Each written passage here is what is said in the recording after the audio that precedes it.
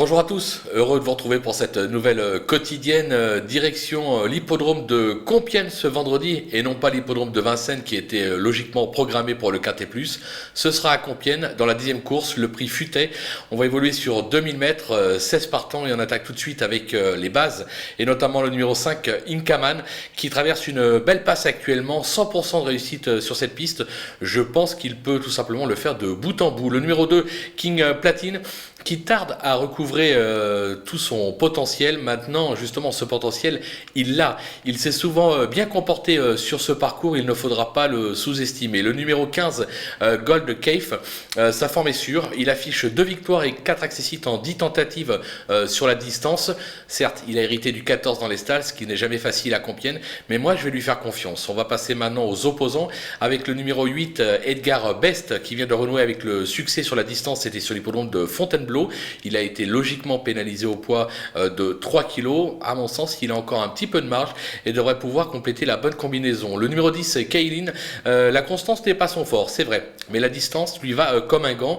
Plus heureuse le dernier coup, elle aurait probablement joué une place sur le podium. On va la reprendre en grande confiance, tout comme le numéro 11, Brazing, qui est réputé plus pour sa vitesse que pour sa tenue. Maintenant, il a prouvé qu'il était capable de tenir la distance.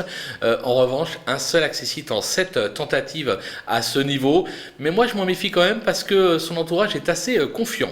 Mon petit coup de poker, ce sera le numéro 4, Polly Gray, qui n'a encore jamais failli. Certes, elle manque évidemment d'expérience, notamment dans cette catégorie, mais ses limites sont totalement inconnues. Je me dis que ça peut être une révélation dans la course à très belle cote.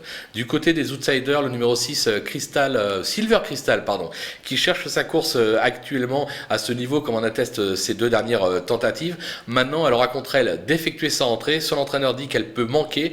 Le lot n'a rien d'extraordinaire, c'est pour ça que je la garde quand même en bout de piste. Le numéro 13, Sumkawakan, qui a surtout brillé sur le sable, mais qui s'en sort également sur gazon. Elle l'a prouvé, sa forme est sûre, elle tient la distance. Attention à elle, moi je l'aime bien également. Le numéro 16, Amour Nocturne.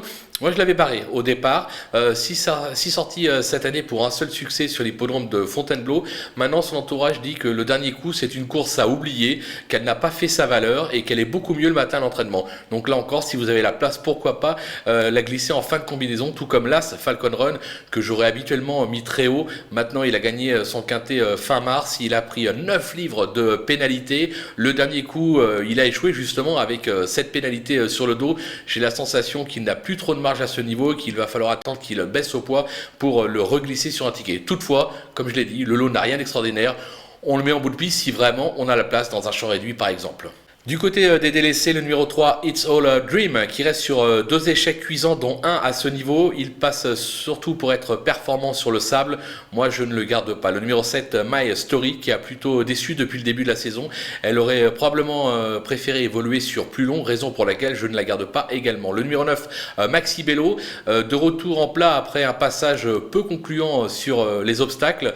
Il n'a pas véritablement convaincu depuis le début de sa carrière. Bon, parfois, il lui arrive de faire des perfs, mais pour moi, ça suffit pas pour glisser sur un ticket. Le numéro 12, Cloud Dancer, qui s'est bien comporté dans des petits handicaps en province la saison dernière.